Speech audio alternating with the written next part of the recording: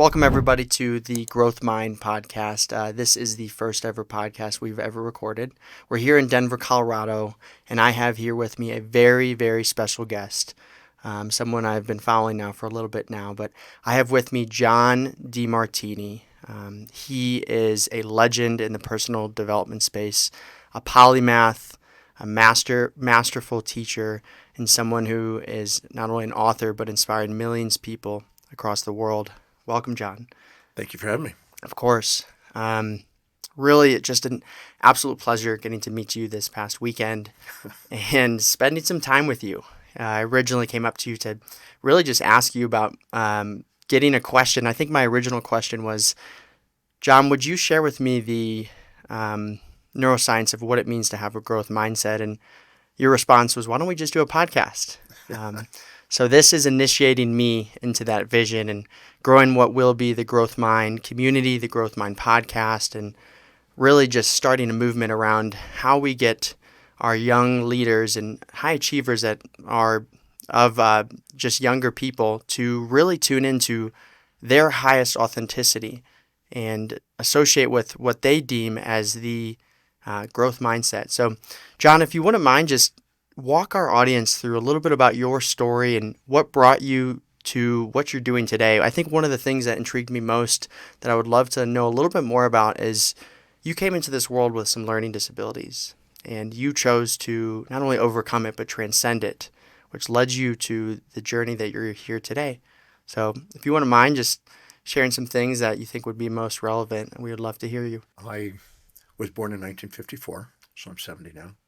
I was born with my arm and leg turned in. So I had a twisted arm and leg, I guess by positioning in the womb. And so when I was about a year and a half, I had to wear braces on my arm and leg, kind of like a Forrest Gump thing, on my left side. I also, about a year and a half, had to go to a speech pathologist because my pronunciation or movement of my mouth was not working for sounds. So I had sort of a speech impediment. And of course, when you wear an arm and leg brace, the kids kind of pick on you a bit and they don't understand it.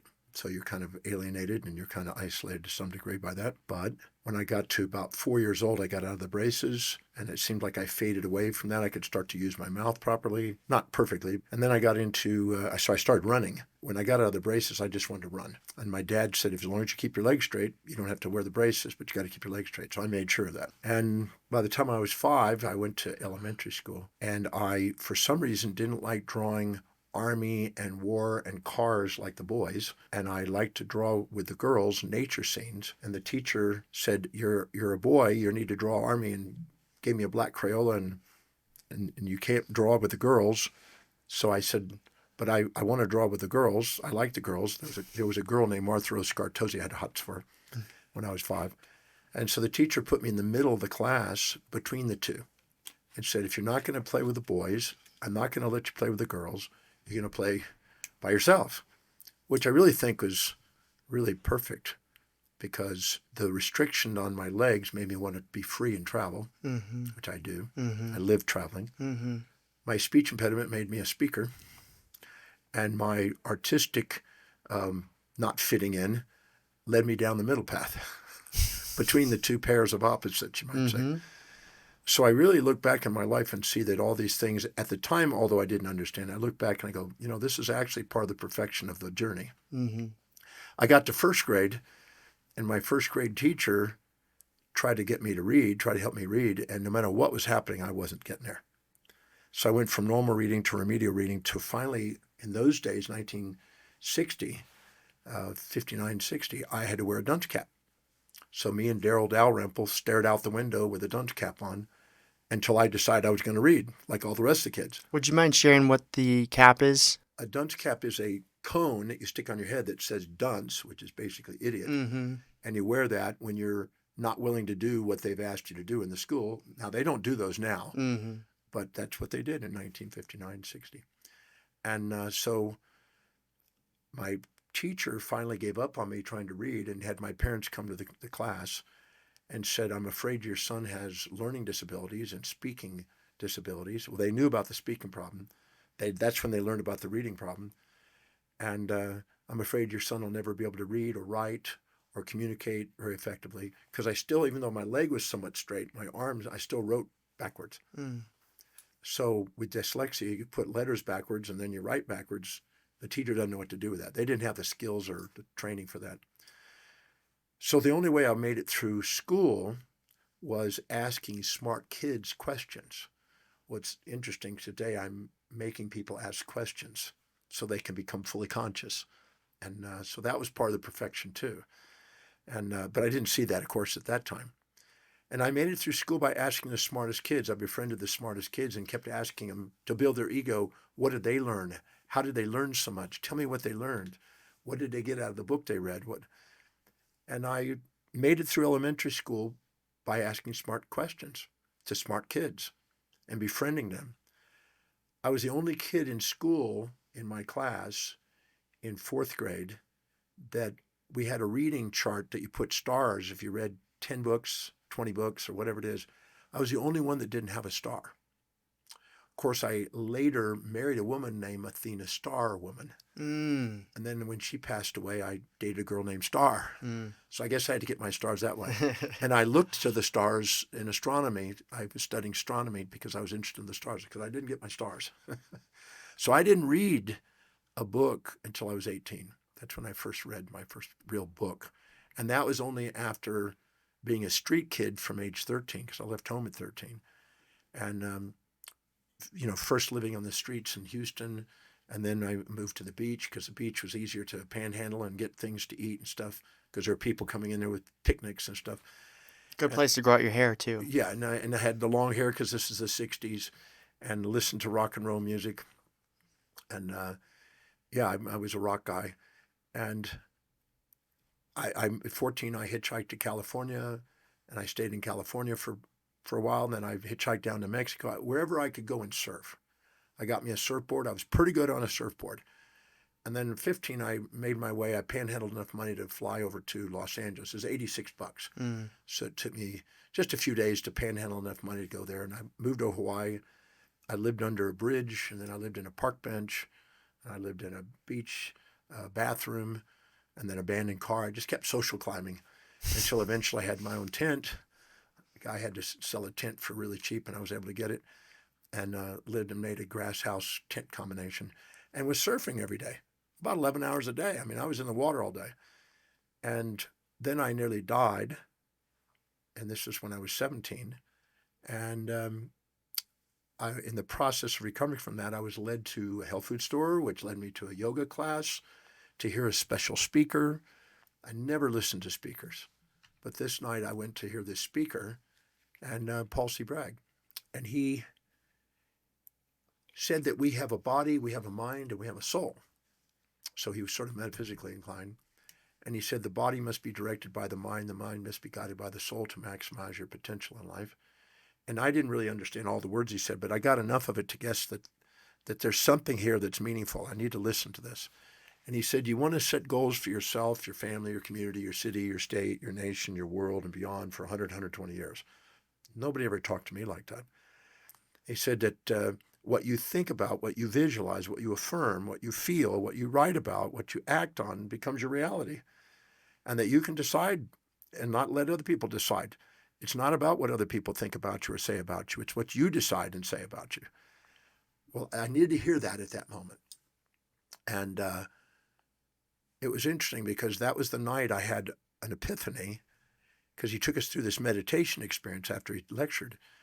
And I saw a vision of me speaking in front of a very large audience. And I just knew that I wanted to go out and be able to overcome my learning problems, someday become intelligent. And that was the first night I ever thought, maybe I could become intelligent. Maybe I could learn to read. Maybe I could speak properly. Maybe I could write. So it was November 18th, 1972 when that happened. And now, 52 years later, with very strong perseverance, I overcame my learning problems by learning how to read. I literally went out and got a dictionary and started memorizing a dictionary and words in the dictionary and pronouncing them and spelling them and writing them out. My mom tested me on 30 words a day when I moved home, because I moved from Hawaii back to Texas. And I practiced writing, and I practiced speaking and pronunciating words. And it was a slow, steady process, but I grew my vocabulary and learned how to speak and went from taking a GED, which is a high school equivalency because I had dropped out, to eventually passing and then eventually going up and then scaling up in the class and eventually being at the top of the class. And by the very short period of time, I was on my way to learn how to read and speed read and speak and write. I mean, I've written probably 600,000 pages of writing, which is almost weird. And I've read 31,000 books now, and I've spoken at least 300 times a year now for the last 52 years. I speak almost every day and people say, why do you do that? And I said, because I can, which is very inspiring for me to be able to do. So that's what I do. And today I'm a teacher, researcher, writer, traveler. Yeah, truly an inspiring story. And when I think back to what you've just shared with me, we should note, he said 31,000 books. That is no easy feat by any means, especially from someone who came from a position that you did. And as I must say, I mean, you transcended what you brought into this world with, something I deeply, deeply resonate with myself. One thing I really want to dive deep on is you have created a movement, a true understanding about what it means to live an authentic life. And your life really clearly represents that. You've built an entire system around what it means to be in accordance, in alignment with your highest values. You yourself, you're a teacher, you're an educator, you travel the world, and you're living within your alignment of the highest values. If there's anything you could share with our audience today, what it means to live in the highest, or in alignment with their highest values, what does that look like? When I was 23, 1978, I asked myself a question. Why do some people walk their talk, some people limp their life? Why do some people do what they say and others don't? And I was curious, what is it that drives human beings? Because I wanted to master my life, and I wanted to achieve things like many people. I want to make a difference in the world. And I defined what it was. I wrote it out because I learned from Paul Bragg to write out what you want to create. And I realized that the driving force of human behavior was human values, things that were most important to least important in their life, the priorities they perceive are important to them. And I found that when people are living in alignment and congruent with what they value most, they have the most fluency and congruency, and they end up having the most capacities to achieve. And when they're attempting to live by lower values, they run into all kind of resistance and friction. And it's easy to demonstrate this if you take a young boy who loves video games, for instance. He spontaneously does his video games. You don't need to remind him or motivate him externally to do it. But to do his homework and his chores and clean his room, you got to motivate him. If you don't do your chores, you can't play your video game. Once you do, you can play your video game. So extrinsic motivation is transient, and it constantly needs to be updated. But intrinsic drive, which is from the highest values, people spontaneously love doing. So when I realized that what exactly are my highest values, I wanted to define that.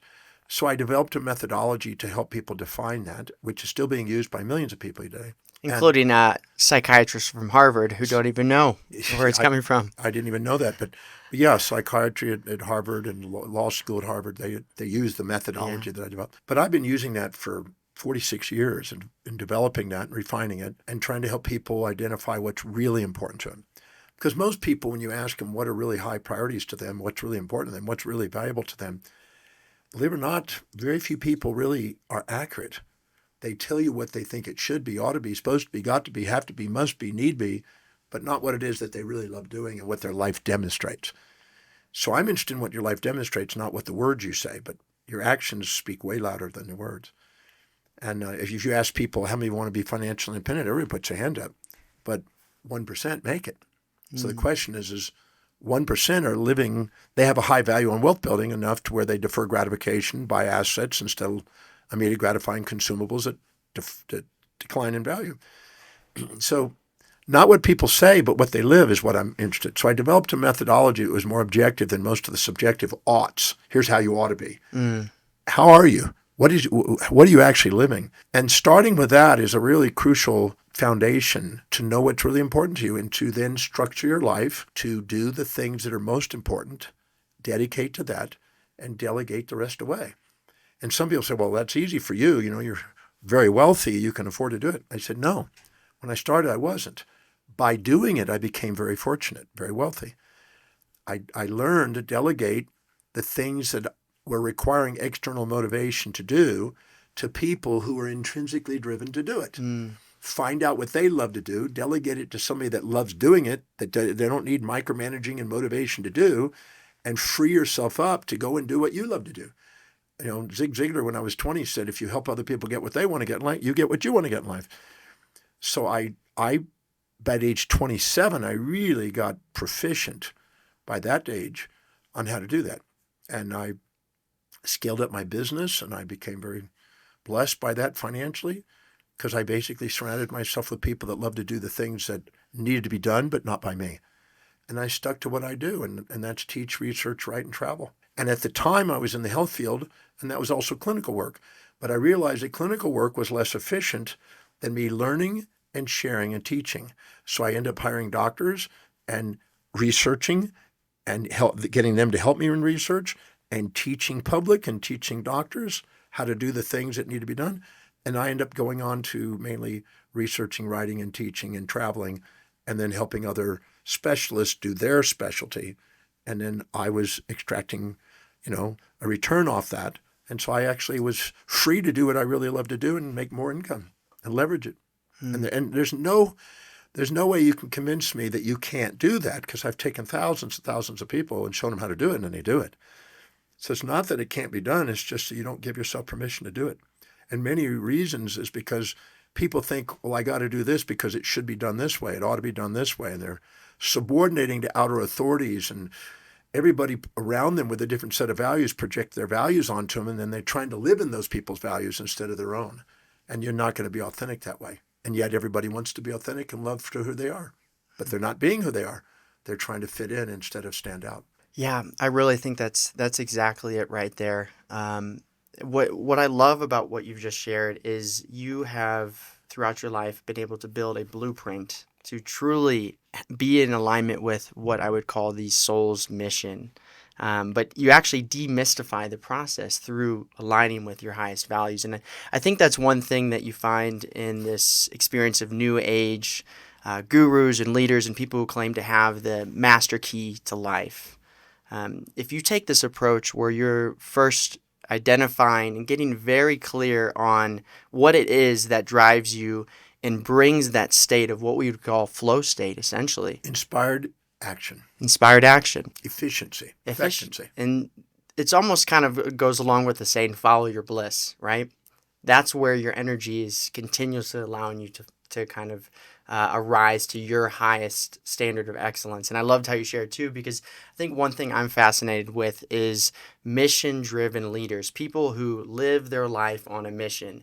And when you're in an alignment with your highest value, whether you're the best Uber driver in the world or you're a teacher who travels the world and lives on a billion-dollar boat, as long as you're living in that state of your highest value, you're following your bliss. You're following what is your blueprint in life. I think one of the things that has really made me start thinking even deeper about the circuitry of what make humans tick, what make humans run towards things, and what makes humans run away from things is the importance we have to understand, and I want our audience to understand here, is the importance of understanding their own neurology.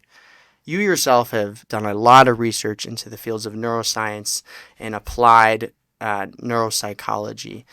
I would love for you to share a little bit on just how important it is the amygdala plays in the role of one in designating their own life. And even from there, when they actually get to that experience of knowing when they've had a synchronistic moment, I believe we also have access to different areas of the brain. So if you would just share a little bit about what you've found and what researchers have shown to uncover, I would greatly appreciate it. Yeah, it's a 5-minute version on the field of neurology. Well, let's tie it with values first. Each individual has a hierarchy of values, a set of priorities that they live their life by, things that are most to least important. And some people have a very high value on business, and some people have a high value on family, and some people have a high value on wealth building, and some people have a high value on social cause and contribution, some on fitness, some on spirituality. Nobody's right or wrong for their hierarchy of values. That's really important to get, because society wants you to fit into this is what you should be, and if you're not, you're abnormal. Mm. But the real truth is that every human being has a unique set of values, fingerprint specific. It may be similar, but it may be different from other people. And you may have people that are closer to you that you may label allies. You may have other ones that are quite distant. But the real truth is you have a unique hierarchy of values. And that's based on all of the experiences you've had from the time you were conceived to today, and all the judgments you've had. They're all creating voids that drive the value to fulfillment. So once we start with the idea of that, then to the degree that we're doing things that are high in our values, our self-worth goes up. And anytime we're doing things low in our values, our self-worth goes down. Imagine doing something you really love doing and inspired by every day. You're going to feel great about yourself. If you're doing something you feel like you're putting out fires, almost anybody in business when they're working and they've never got around to what was important for the day, and they're putting out fires all the day, they go, what a hell of a day. Mm-hmm. But when they got on and they had their agenda and they prioritized it and they got it and they knocked it off, and they go, wow, what an amazing day today.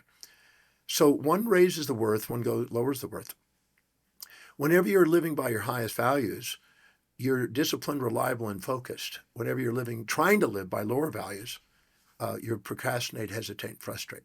So you got assistance or resistance. Now, if you do prioritize your day and live by the highest priorities and do what's really most inspiring and meaningful, the blood glucose and oxygen in the brain, according to functional MRIs, feed the medial prefrontal cortex, the cortex, which is the outer, most advanced part of the brain, the executive brain, the one that has foresight, the one that has objectivity, the one that awakens a reason. But if you try to live by lower values, the blood glucose and oxygen goes into the subcortical area where the amygdala and hippocampus and parahippocampus, deeper, more survival-oriented areas where you're more subjective, biased, prejudiced, emotional, impulsive, instinctual. This is the sensory body. The sensory body. And Freud called that the id when you're living by the lower values, and the true ego when you're living by the highest values, because it's your identity. Whatever's highest on your value, your ontological identity revolves around. Your teleological purpose revolves around. And the area where you have most knowledge is in the highest value. So you get to excel and accelerate your achievements and build incremental momentum and become unstoppable if you live congruently by your highest values. And you're also activating the integrative center of the brain where you're able to take sensory information and organize it, integrate it, and live inspired and visioned and spontaneously. But if you try to do lower value systems, you get caught in impulses and instincts. You want to avoid predators, seek prey, avoid pain, seek pleasure. And you tend to divide yourself up into a split personality, almost a bipolar state. And you're looking for that which is unobtainable and trying to avoid that which is unavoidable. And you create futility and frustration and fatigue. So the symptoms of that when you live by lower values is trying to get you back to what is highest on your values so you're authentic, because your identity revolves around it. So your neuroscience, it reveals how important it is to prioritize your life according to what you value most. So it's not hard to see. The data is plenty, it's massive amount of data. You couldn't even read all the articles on this topic because it's just too many of them. But really what it's trying to say is to prioritize your life. If you fill your day with high priority actions that inspire you, it doesn't fill up with low priority distractions that don't. If you go and pursue challenges that really inspire you, you don't keep attracting challenges that don't. So nature's trying to give us feedback constantly to how to live our life wisely, but we sometimes get caught in what we should do, ought to do, supposed to do, got to do, have to do, must do, according to outer authorities and other people with different sets of values projecting onto us.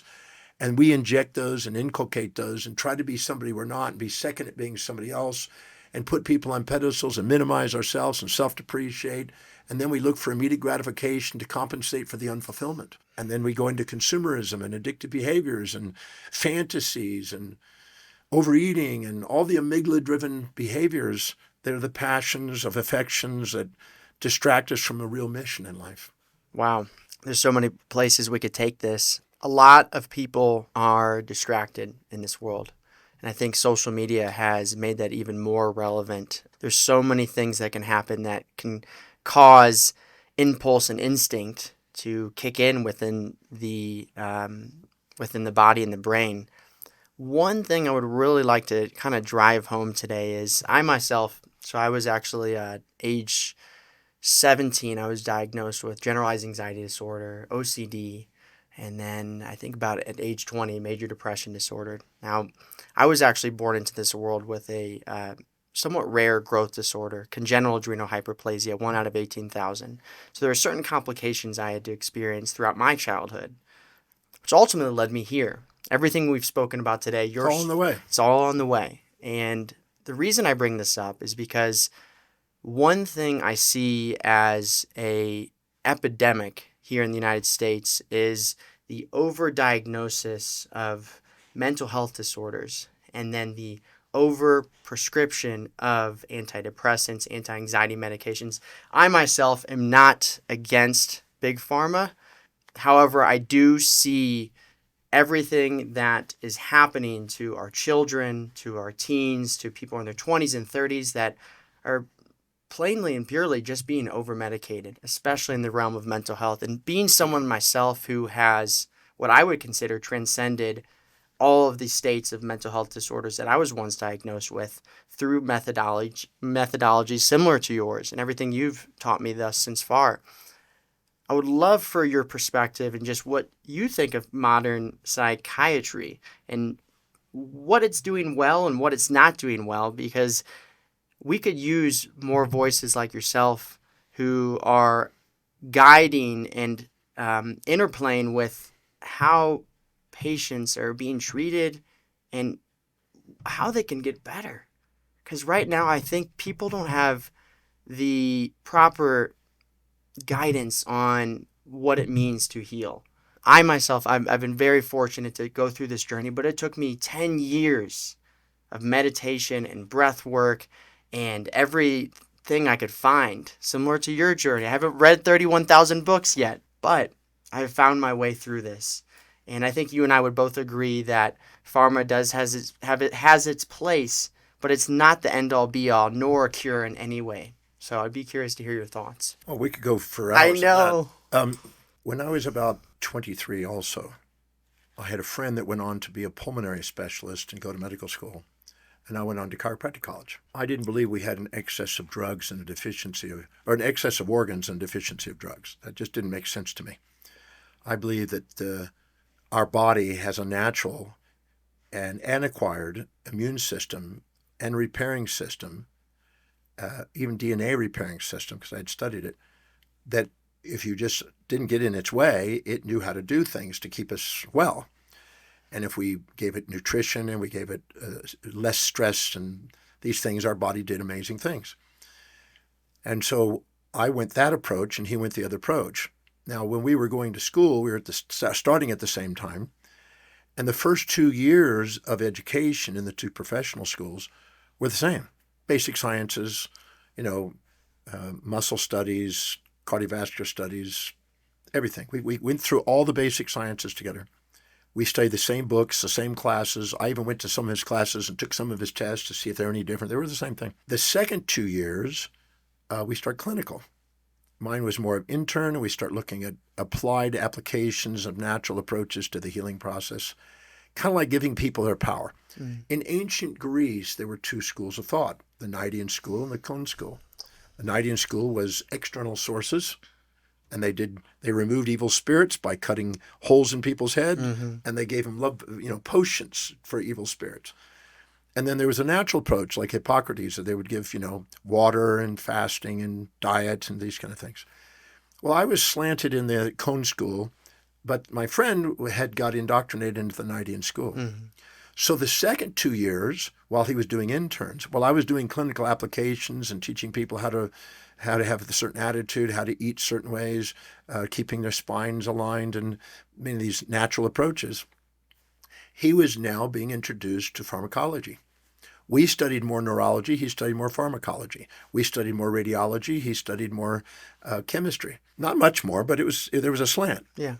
And then what we found out is that many of the trainings that were being indoctrinated at the medical school were pharmacologically based. The Merck manual from Merck Pharmaceuticals. In other words, the only treatment was being promoting. It was a promotion book, textbook. This is the drug to give them. So I saw that there was a big slant in the second 2 years of pharmacology. And so they weren't trained in alternatives. They didn't know anything about alternatives. They didn't think about nutrition. None of that was covered in their schooling. Nutrition was like a single class or something, to get your vitamin B, you know. So we went in more into the chemistry of nutrition and preventive, and they went into what pharmacology to take. Now, the clients that were coming to me were more interested in taking command of their life and trying to keep it where they were preventive, and it's a different type of clientele. The others were more acute situations that are dangerous, that they go, well, I need somebody outside to take care of me. So there were people that were interested in how do I heal from within, and there were people that were interested in how you're going to help me heal. Mm-hmm. And those are two schools of thought, and they both have validity. And probably a nice mixture of those two is what's really required out there. But I noticed that the pharmacology was driven, and there was massive amount of marketing of pharmacology, and there were representatives coming, and I kind of saw my friend become a representative from a pharmaceutical company because the treatments were all, what drug do you take? And if you didn't follow that drug, you were punished for it. And if you can lose your malpractice based on making sure you have the right drug and the right dosage and everything else, the right type of condition. So the diagnoses were set up to make sure that there was some sort of chemical outcome. And there's a place for it. And you can study the brain, and you can study the neurochemistry, and you can come from that approach. But there's another aspect.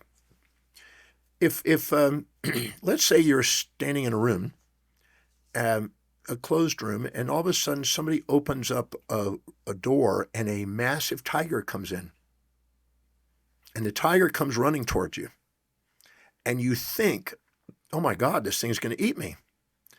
And if all of a sudden we had one of those Men in Black pens where I could stop and freeze frame the moment, when the tiger is leaping in the air with salivating fangs about to eat you and put their jaw around your neck, and I freeze it right before about to do it, if I stopped and freeze framed it and did your neurochemistry, your testosterone would be up, your cortisol would be up, your estrogen would be down, your dopamine would be down, your serotonins would be down, your oxytocin, vasopressin would be down, your osteocalcin would be up.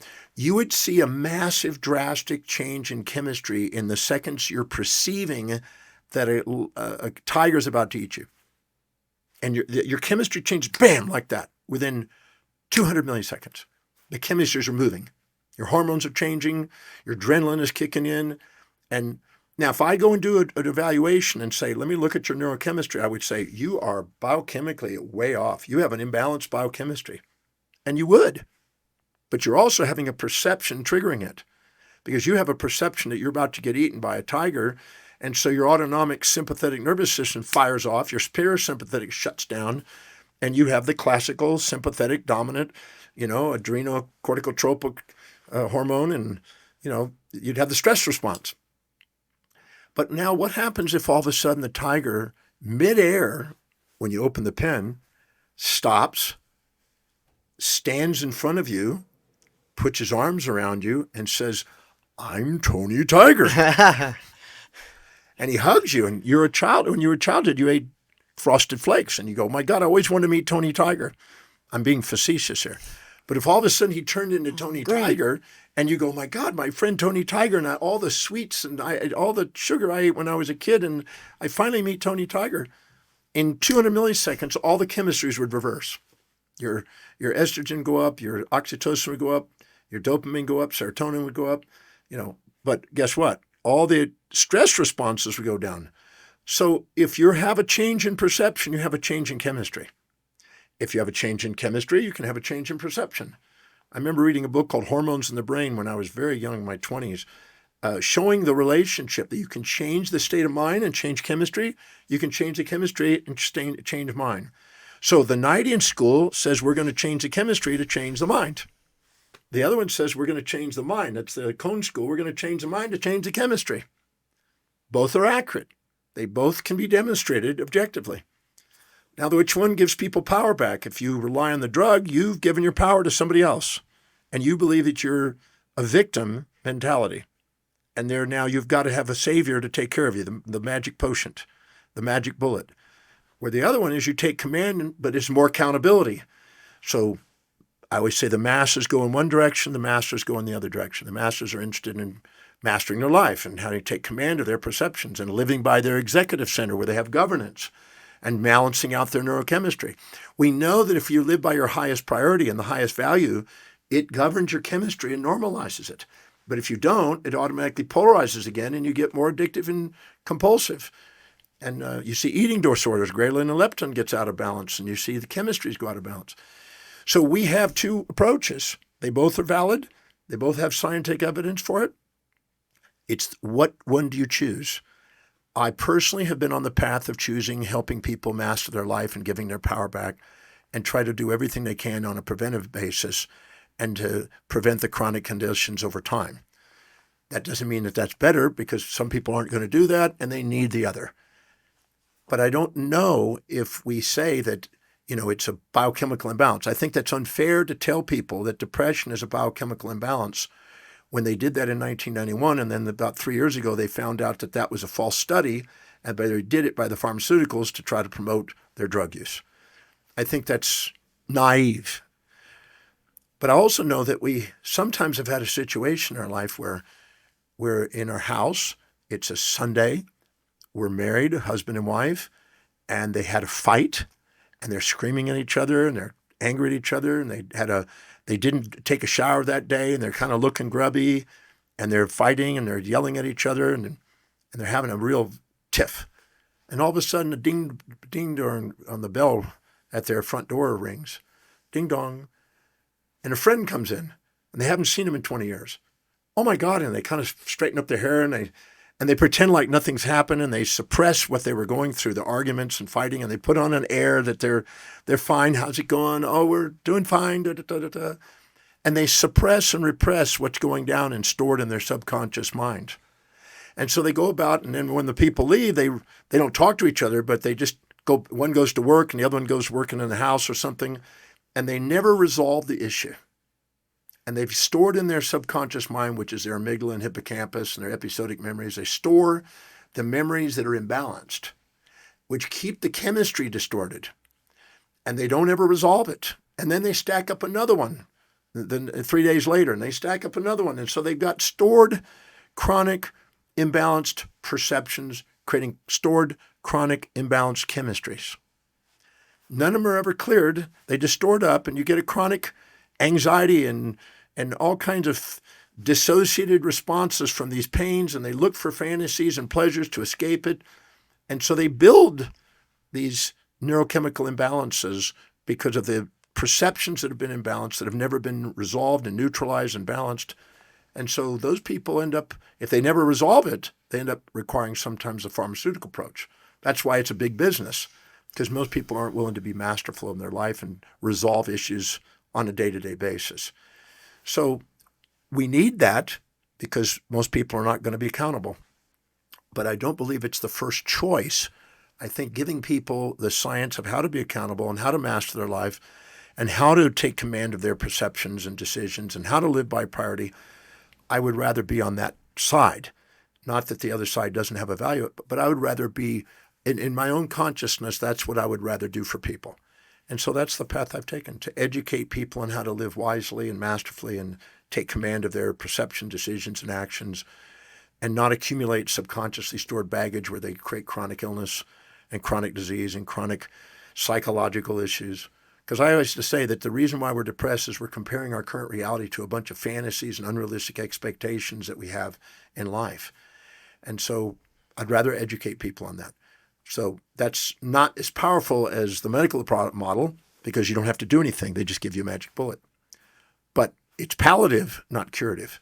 Transforming your life is more curative, not palliative. You do such a phenomenal job at synthesizing information across many different areas. And I think one of the things that stood out to me in what you just shared was coming from personal experience of working with psychiatrists, I actually used to work for a TMS company. We did transcranial magnetic stimulation, which in my world it's an advanced way to approach the brain.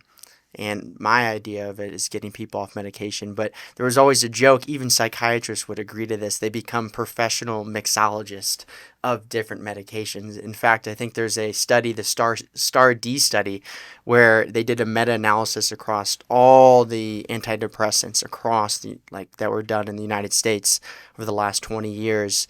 And I think the first medication that was given is around 27-24% rate of remission, all the way down to the fourth medication, because usually one medication doesn't work and it keeps going on and on and on. I think that percentage after they tried their fourth medication dropped all the way down to 7% chance of 4 to 5%. Yes. Yeah, below that, you're right. Which is in my mind just and they know this. And so it's my mission and my role as I go through life is not only to bear witness to this, but hopefully have a role in it, because it's not the psychiatrist's fault. It's not necessarily the doctor's fault. We know where this is stemming from. They're doing what they're taught. Exactly. And doing what they're responsible for. Exactly. And so everything you've shared and individuals who have been on this path, I mean, you truly are the original biohacker, which really biohacking is the idea that we're taking control of our own biology. And that's what you're teaching people to do, is so, so important. Well, you were there this weekend when I was teaching the Breakthrough Experience. I know that's dating this podcast, but there was a lady there that was feeling guilty because of not showing grief over passing of, I believe, a mother. Yeah. And her child was having grief and missing the grandmother. Mm-hmm. And she was feeling guilty but I wasn't grieving because I knew my mom was suffering and that was a lot of burden. And so I just kind of went through it. But she was feeling guilty because she was not showing the social implications of what you should be doing. You should be grieving because it's your mom, and I should be doing that, and I'm not, and my kid is. And then I showed you that guilt is nothing more than an imbalanced ratio of perceptions. You're assuming that you did an action that is causing more drawbacks than benefits. And that's all it is. And pride is the opposite. You're assuming you did an action that caused more benefits and drawbacks to someone. So I isolated who it was. It was one of her sons. And I asked, what was the benefit to your son of not being emotionally grieving when your grandmother died or his grandmother died? And at first she was blank. And then I held her accountable and I said, look again, I don't want you to make anything up. I just want you to bring unconscious information conscious. And we came up with about 6 or 7 different things. And all of a sudden, she realized that that's what her mother really wanted. And that it didn't need to, I didn't need to be grieving. Mm-hmm. And because you ask people, do you really want to have, when you die, do you want everybody grieving and suffering, or do you want them to live their life to the fullest? People will say, I want them to live their life to the fullest and be thankful for their contribution to their life. So we changed the ratio of the perception, changed the guilt and the feeling, and you saw the change in her facial expressions. Her chemistry changed. I guarantee if we would have gone in and done chemistries, we'd have changed chemistries. Absolutely. We've done it. We've already done it so many times. Then we had another lady that had a childhood experience with her grandfather, as you know, and I played with her and asked her serious questions, and you saw the smile and the return of her own, her own presence and her own smile on her face and everything else as we were going through there. And all we were doing is asking questions to make unconscious information conscious, to be able to balance the ratio of perceptions and the questions. And the change in the neurochemistry and the change in the perceptions are all going. They're changing. And all of a sudden, she's smiling and hugging the individual that she was absolutely running away from and scared of. So the change in ratio changed the chemistry. Now, she'd already tried the drugs, the antidepressants. Still all these years, I mean, this is probably 30 years almost, all these 30 years, that didn't help her. I mean, it may have gotten her, it made her numb and maybe not being aware of it, but the reality is, in a matter of minutes, we changed by asking questions, changed the ratios of perceptions and changed the chemistry, and all of a sudden she's hugging the person she's not wanting to talk or look at. So I would rather come from that perspective. I'd rather do something that empowers people and gives them resilience and adaptability and lets them know that they can change their perceptions and change their lives. William James said it. The greatest discovery of his generation is that human beings can alter their lives by altering their perceptions or attitudes of mind. He was the father of modern psychology. Of course, psychology is coming from a different perspective. Psychiatry is medical. It's pharmaceutical. Psychology is more therapeutic. It's asking questions and trying to help people work through their issues. And so I'm slanted on that area, but I've seen people who've come to my programs that are so dissociated. They've been beaten or raped or something, that they really have been dissociated. And the medication gets them at least numb enough to where, and then what I do is when they're taking the medication, when they're starting to wean off or they're starting to be a little more coherent, then I start to come in and change the ratios. And as we do, the weaning of the medication comes off. They can work with their psychiatrist, they can wean them off. Some psychiatrists are afraid of doing that because it's their liability, but they wean them off. And there's 1,000 people, more than 1,000 people, that have come off medications in my breakthrough experience for so-called clinical depression. Yeah. I mean, that's been so many, it's ridiculous. What an amazing feat, too, to not only come to the breakthrough experience in your event, but actually to be able to wean off drugs that they've been on for 10, 20, 30 years plus. What an amazing, amazing feat. I think this is a perfect segue as we kind of gear up to the end of this podcast is two things I would love to hear from you on. One is everything we've shared is almost the evolution and journey through how one can self-actualize. That's essentially what we're speaking on. But there is a moment, the gamma synchronicity moment, that you know exactly where it occurs in the brain. Briefly just share what we're working towards, because there's a moment when the tear comes and the emotions come through and the authentic self gets to show itself. That's ultimately what we're working towards, and that's what allows people to look back on the progress that they've made throughout life, and you've built a lot of your work on. First, I want to make a distinction. That gamma synchronicity is not an emotion. It's a feeling, because emotion is a polarized, imbalanced ratio of perception. When you have an impulse towards something that you seek, that you're infatuated with, admire, or look and are attracted to, you're conscious of the upsides and unconscious of the downsides. When you are resentful and avoiding and despising something, you have an avoidance response, an instinct to avoid. You're having a conscious downsides, you're unconscious the upsides. So you have an imbalanced ratio of perception when you have an emotion, which puts you in motion to seek or avoid. A gamma synchronicity is a synthesis of those two poles. It's a synchronicity of these two poles. It's a simultaneity and a complete balance of these two perceptions. So that is a transcendent feeling, not an emotional feeling.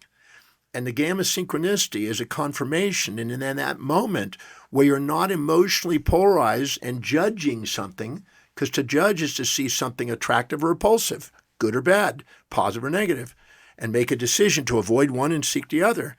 When you actually get to a point where you have the gamma synchronicity, you have synthesized and syncretized and simultaneously brought those pairs of opposites to attract and repel, and you're now poised. You're now present. You're now prioritized.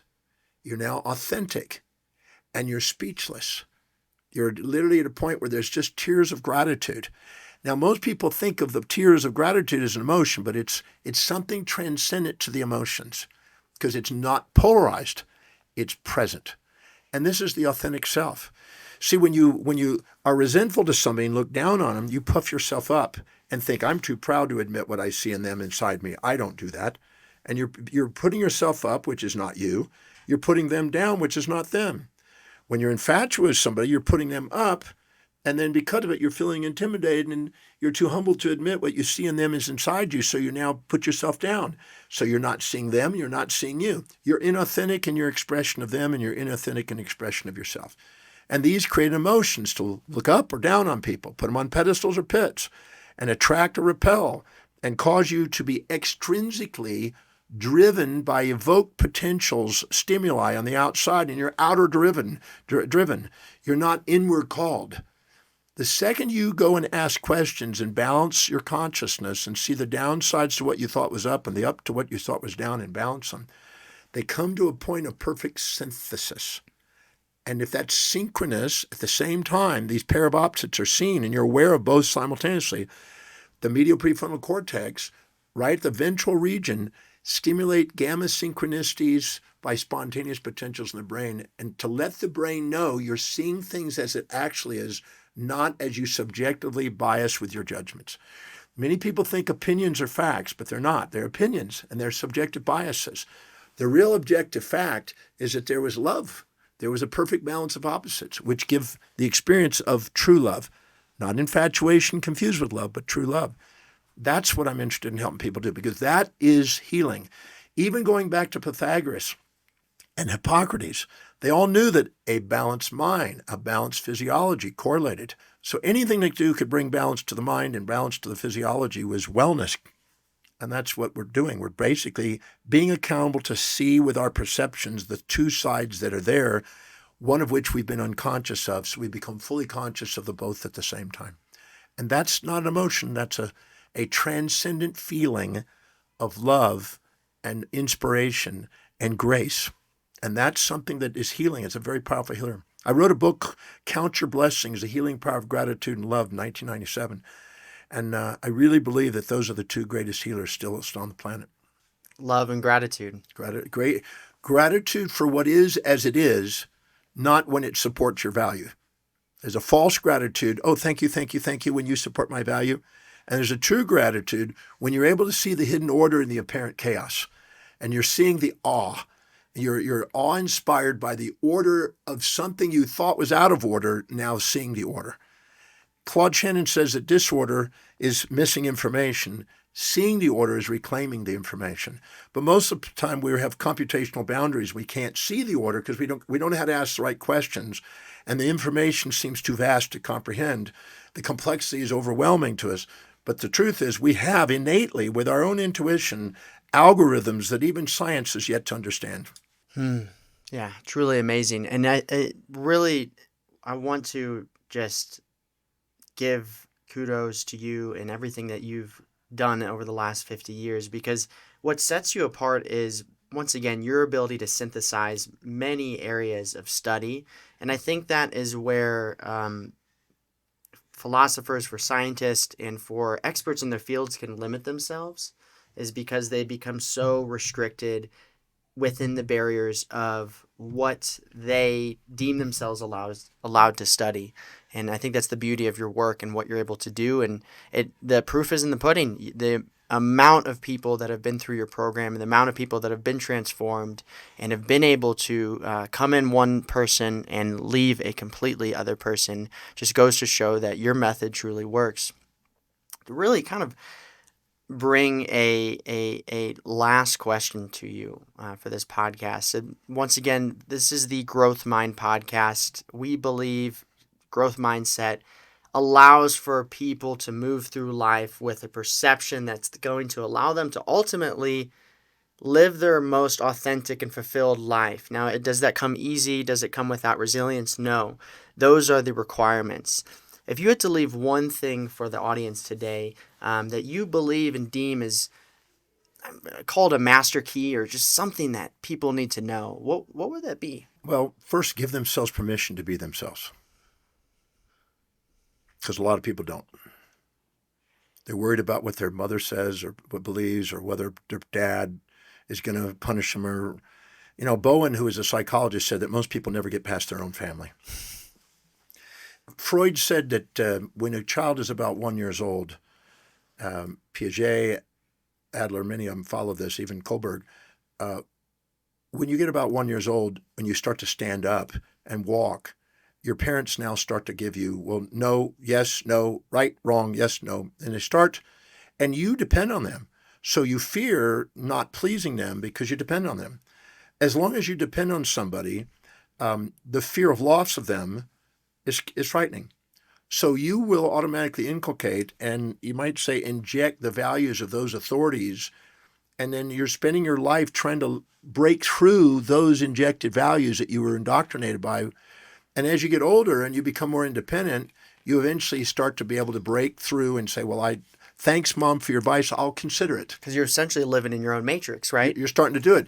But what happens, you go through, your mother becomes the first one. That's in most cases the source of the superego, which is the internal moralizing judgment system within yourself because of the inculcation of their value system because you depend on them. But then you get to a point where father comes in when you're about 3 or so, and your daddy starts giving you, wait till your daddy gets home kind of thing. And you got mommies and daddies first. And then preachers come in, usually, because if most people are somehow spiritually inclined in some sort of religious indoctrination. And then social things come in, and teachers come in when you start school at 5, 6. And so as you do that, you're accumulating a series of artificial authorities that you're subordinating to and depend on. If you don't get good grades, well, you're punishing, your father's going to punish you, your mom's not going to want to like you. And you're fearing the loss of all these people that you depend on. And so you become culturalized, you become conventionalized, become socialized, and then you conform because you're afraid of being rejected and isolated and trying to be on your own because you depend on these people. About the time you hit 13, puberty, now you start to think, well, I could survive on my own if I had to, possibly. You start to test it. You start defying, you start lying to your parents, you start telling them what they want to hear. You start challenging. You even start challenging some of your earlier teachers. By the time you're about 18, the social influence starts overriding the parents, and you start defying some of the parents, and you start making the social influence even more powerful. Then when you start to get about 20 or so, and you start at college or start working, now the professors become it, and your high school teachers aren't your authorities anymore, but your boss, if you're working, is, and your teachers and professors are.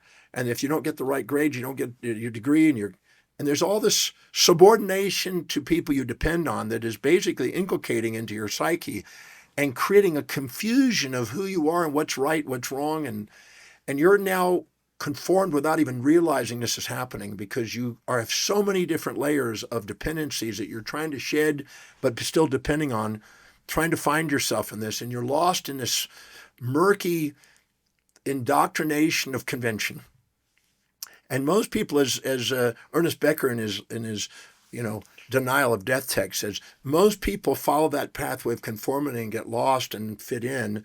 And very few people have the courage, the misfits, as Steve Jobs would call them, had the courage to stand out.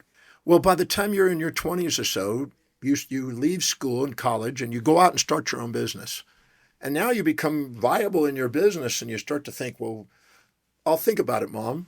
I'll think about it, Dad. I'll incorporate that if you're not so much dependent on them. So you start to shed some of the injected values of them and you start to think for yourself. Your high school teachers, you go and visit them, but you don't really pay much attention to them because they're still kind of trapped and you've transcended that. Any authority you've transcended, you're able to liberate yourself from the indoctrination of the values that you inculcate.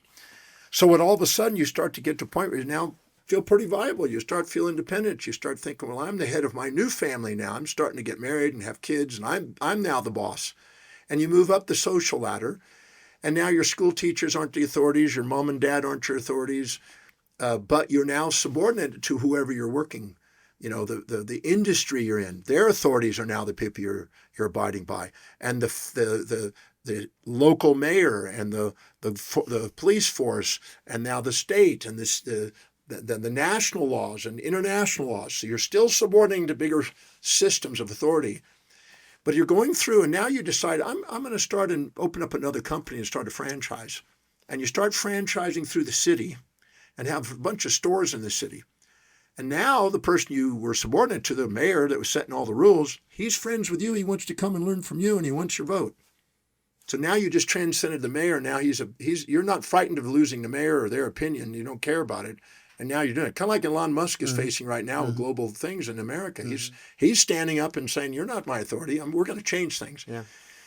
And then you start to do a franchise that's statewide. And now the mayor works under you because you got 200, you have 1,000 employees that they want votes from. And the state senator wants to meet you. And now the people that are making decisions and setting the rules, everything else, they're subordinating to you. And then you go to a global or a national franchise. Then you have 1,000 stores in different states, and one state doesn't like you. You say, well, we'll shut them down there, and you'll miss out on our taxes. And now you're moving up to authorities at bigger levels, and your mom says, well, I'd like you to come see me. Oh, I'll do that, Mom. There's no concern about losing that. You're not that. You've transcended that.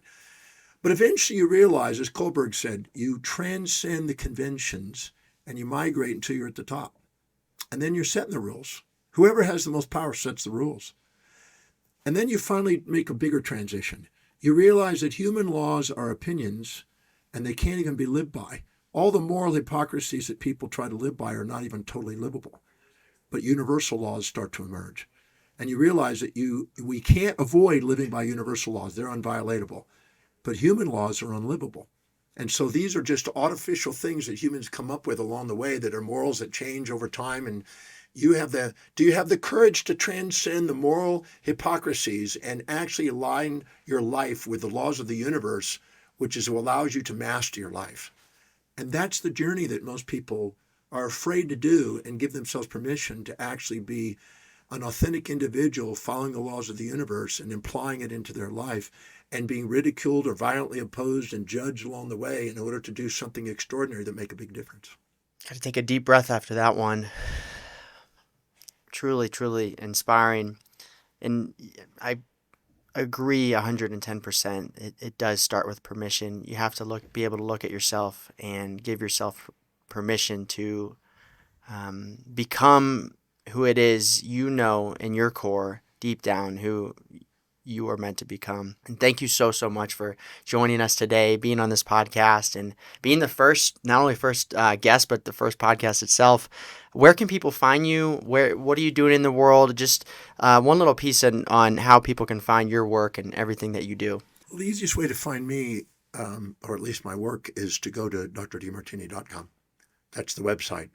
And they could spend the rest of their life on that website because it's so full of material. It's an institute. It's an educational system there.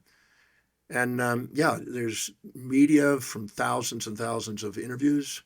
I've written for 1,500 magazine articles, thousands of magazine articles, 1,500 magazines around the world. So that's in there, TV shows, radio shows, podcasts, YouTube's. There's enough information on there to keep somebody busy the rest of their life.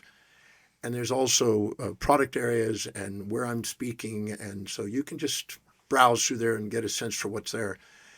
I also have a lovely movie that just came out in November, end of November, right on my birthday, called The Breakthrough Movie Demartini. If you just go Breakthrough Movie Demartini. And it's a movie that's discussing some of the work that I'm doing around the world and the methodologies that I've introduced. And I'm really inspired. It's got 38 awards already. And that would be another way of just getting a sense for some of the things that we're doing. Wonderful. Are you allowed to tell us the book and movie that you're going to be in of some of the most influential people in the 21st? Are you allowed to tell us that? Well, it's premature, but they have had the book come out. And the book, I believe the title in Turkish was I Have So Much to Say. And it's basically a dozen people who make a difference in the 21st century, at least. That's what the book was about. Stephen Hawking and Robin Williams and Tom Ford and, there's a lot of it. There's Sadhguru. There's a number of people that were in there, myself, that were people that had some sort of influence in the world that they selected for the documentary and the movie. So, yeah, that movie's not out yet, but the book I think is out, at least in some languages. Awesome. I can't wait. Well, thank you so much, and appreciate it. Thank you. Appreciate the opportunity to be with you on your show. Of course.